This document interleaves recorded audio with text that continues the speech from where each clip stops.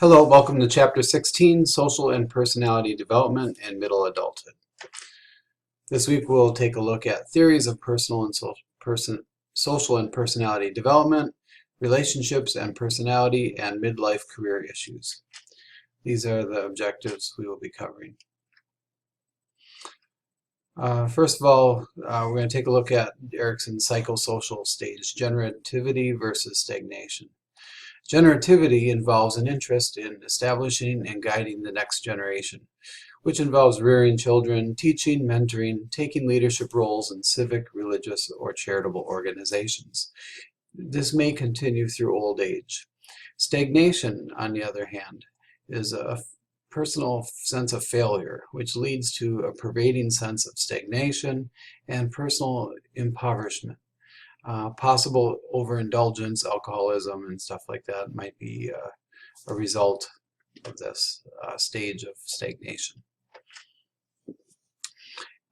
Erikson's psychosocial stage of generativity is associated with several positive outcomes, such as successful marriage, work achievements, close friendships, altruistic behavior towards others, and overall mental health.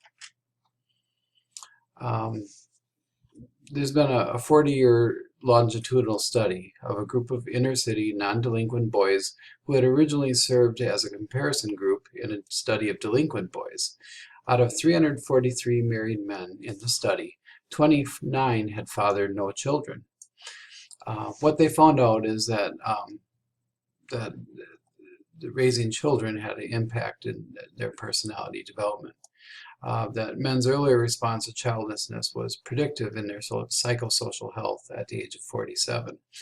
Critics suggest that early studies were of well-educated white, middle-aged males. Researchers found consistent patterns of generatively rated behaviors and attitudes among the poor as well as across a variety of ethnic groups. The textbook author suggests that rearing one's own or another's child who calls forth one's nurturing qualities may be important for psychological growth. Ask yourself, is rearing one's own or another's child or mentoring another child important for a man's psychological growth? Would you draw the same or similar conclusion for women? Why or why not? Erikson's theory was revised by Valiant. He came up with the term career consolidation stage, which is between intimacy and generativity. Research has emphasized resilience and includes measures of change across domains. The revision adds a career consolidation stage where we create a new social network. We generate satisfaction with work-related choices. Another new stage is the keeper of the meaning, where at this stage the goal is to preserve values and institutions to benefit future generations. Levinson and Erikson both reaffirm accepting one's own mortality. At this age, it's important to recognize new physical limitations and health risks, and being able to adapt to major changes in most roles is very important. Newer research shows serious midlife problems are experienced only by a minority, maybe 25% at most. You know, people always talk about their midlife crisis. It's possibly triggered by life events rather than just by age. For example, the death of a parent may bring about midlife crisis. Midlife does present some physical challenges. Variations such as optimism can affect how one constructs one's midlife life story. The midlife profile, marital stability and satisfaction increase in midlife. They're less likely to divorce, more able to cope with divorce stress. There's a mellowing of personality and more resilience in midlife. Conflicts over child rearing decline. There's an increased sense of self-control. Identification on successful problem-solving strategies increases. The use of diplomacy to ease tensions also increases with age. Stress associated with events in midlife is often complicated by role conflict. A role conflict is any situation in which two or more roles are at least partially incompatible. For example, simultaneously caring for teenage children and aging parents, thus acting as both a parent and a child. So whenever there's more than one role that you're dealing with, that would be a role conflict. A role strain is stress within one role that occurs when a person lacks the resources to fulfill that role.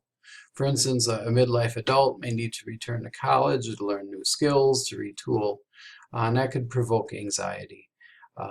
Roles that shift include family roles as well. In middle adulthood, the family role involves giving assistance in both directions of the generational chain. Sometimes this is called the midlife squeeze. Those being squeezed are called the sandwich generation. In middle adulthood, the family role involves giving assistance in both directions of that generational chain. Helping grown children, supporting aging parents, makes up what's called the sandwich generation. The adults in the sandwich generation must shoulder the responsibility for maintaining affectional bonds. And this usually occurs between ages of 40 and 65, where adults give more help than they receive in both directions within the family. Okay, this figure 16.1, page 405. The middle life squeeze or sandwich generation is illustrated in this graph of data from a national survey of adults. Middle-aged adults give more help to both their adult children and their own parents than they receive from either. So who cares for the aging parents? Between 40 and 50% of middle-aged adults in the United States spend at least some of their time providing care to an elder, typically a parent. Most likely caregiver, no children at home, not working, not married, and who are in the closest proximity, a daughter or daughter-in-law, are usually the person who's given the role of caregiver. Multi-dimensional interventions involve education about care recipient's condition, respite resources for the caregiver, and counseling and support groups are very helpful. You decide which of these two statements do you agree with, and think about how you would defend your position. Number one, caring for aging parents is a moral duty, even if doing so interferes with a middle-aged adult or other family and professional responsibilities. Or two, caring for aging parents is a moral duty, but it must be balanced with a middle-aged adult's other family and professional responsibilities that sometimes must take precedence over caring for an elder. These are tough choices that people in middle adulthood have to make. Changes in relationships. Adults feel a strong sense of filial responsibility, especially when parents need help. Children try to provide it. Parents symbolically are seen important as the elders of the family. Caregivers report more depression and less marital satisfaction than in comparison groups that do not have that caregiver burden. Another thing that happens along middle adulthood is the empty nest and the revolving door. Most people think, oh, the empty nest is a traumatic and terrible thing. However, women are asked about positive and negative transitions in their life. They more often describe the empty nest as something that's positive. Now, the revolving door, on the other hand, may be stressful for middle-aged parents. This is where we have what's called boomerang kids or adult adolescents, adult children who use a revolving door in and out of the parental home. Often young adults are marrying and having children later that can foster this development. The revolving door may be stressful. The reasons for what's called this Peter pandemonium, where the children end up, or adult children end up back in their parents' home, is maybe a lack of desire to grow up, or maybe they just enjoy being nurtured by family life, or the mutual acceptance of a situation by parents and adult children. Another thing that, well, I'll look at the next screen here.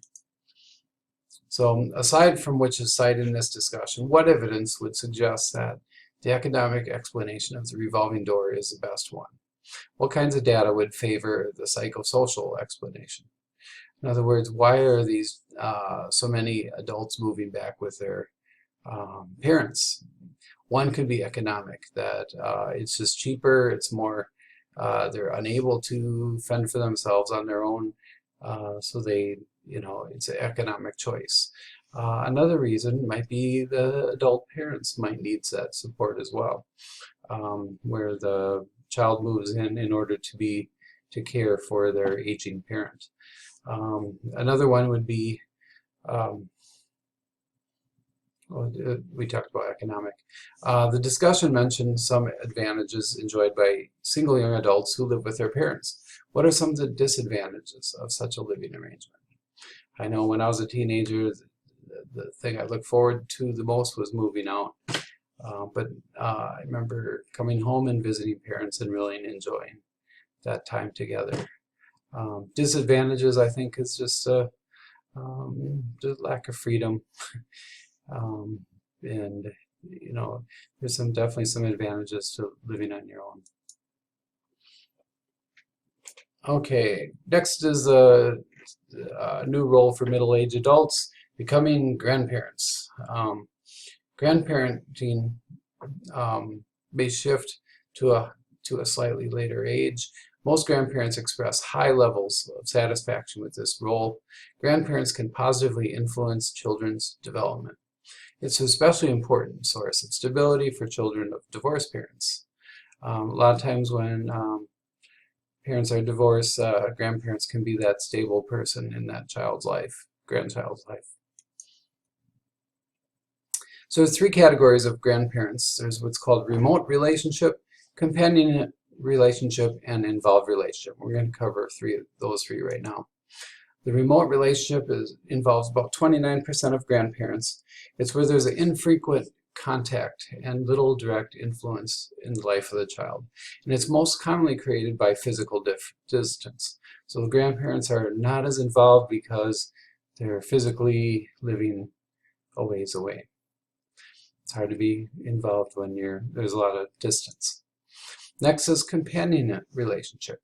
And this includes about just over 1/2 of grandparents. This is where you have a warm, pleasant relationship with your grandchild, but they're not involved with day-to-day responsibilities. So, they have special outings and stuff like that, but it's not a daily type thing. Next is involved relationships. 16% of grandparents report involved relationships with their grandchildren. And this involves daily participation in rearing their grandchildren. It may involve living in multi-generational housing, nearly full-time care. It's more common in poor families. And a lot of times you have what's called full custodial grandparenting. And this makes up 11% of the population. Is more likely when the grandchild's mother is unmarried, or the daughter is continuing school and work, and the parents are basically taking care of the child full time.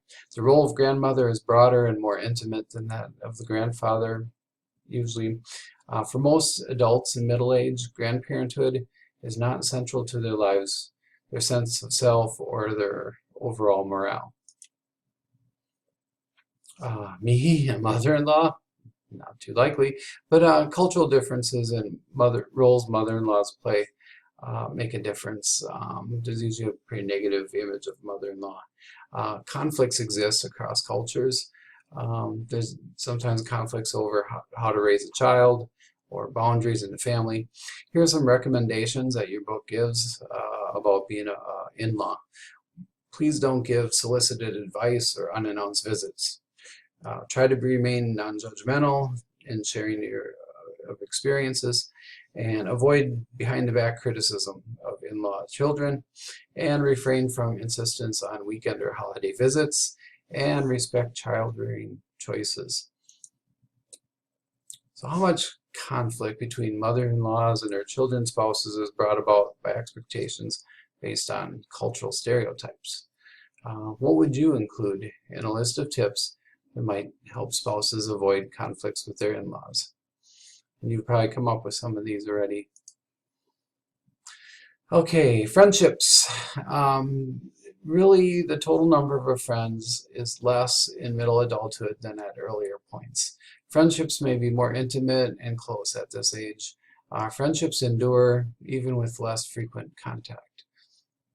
I notice with friendships at this age, when I meet with someone I haven't seen in a long time, I just pick up where we left off. Next, let's talk about personality.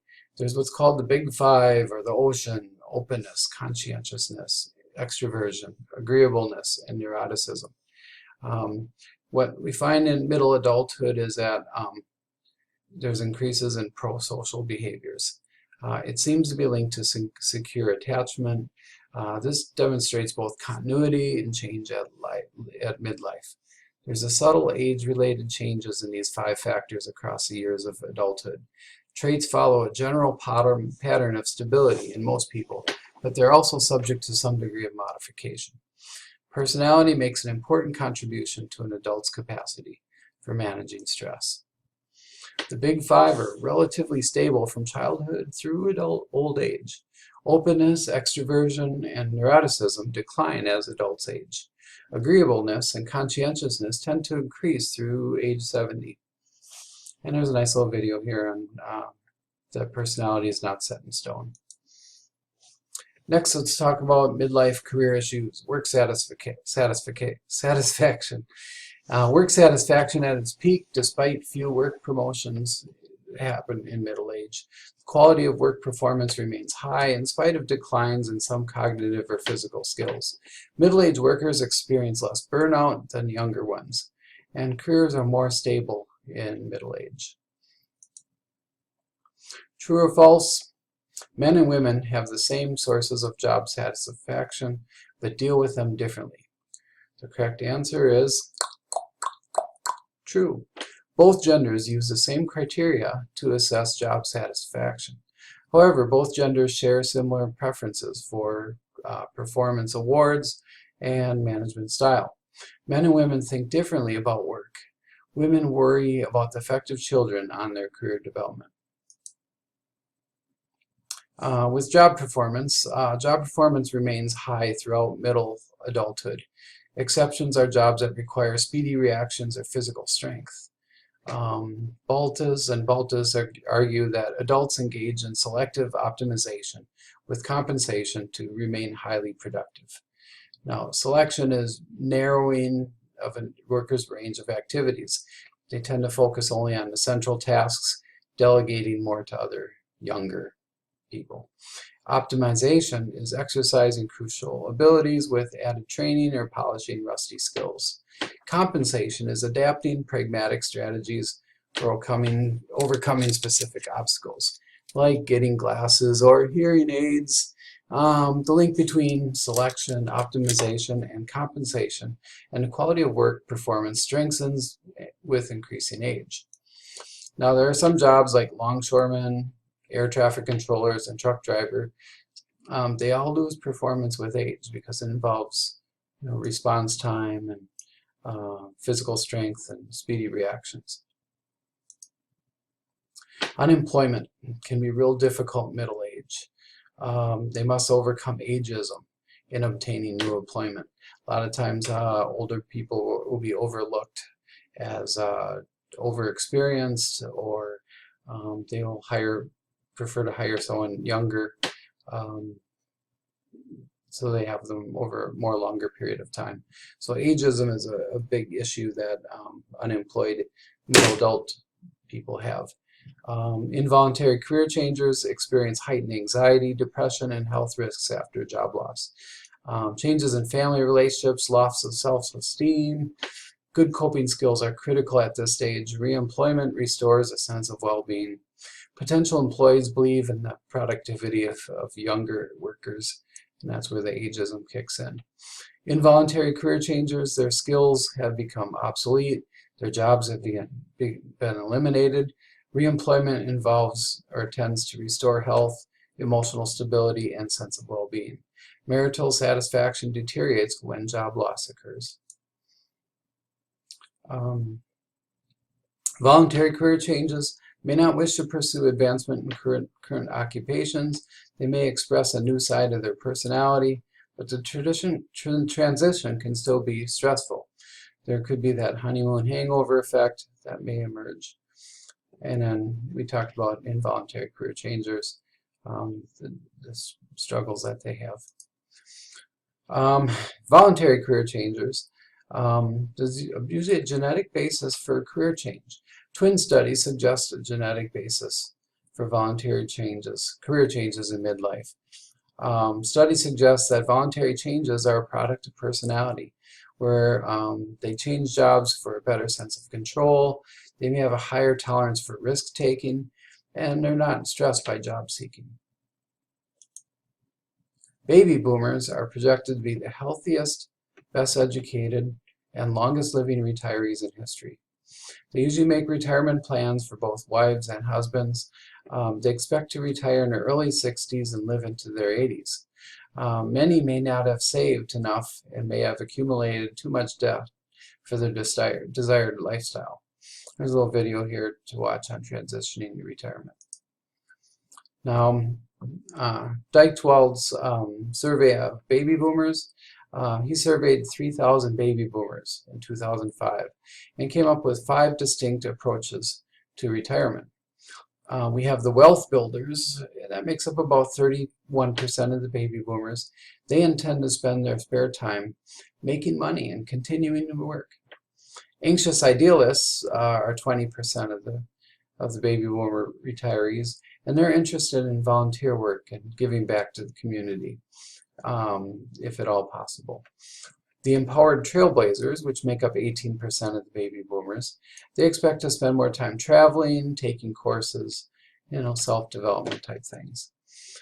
Stretched and stressed boomers, which is another 18% of our baby boomers, they're in deep trouble financially, and they're concerned about sufficient finances to carry them through retirement.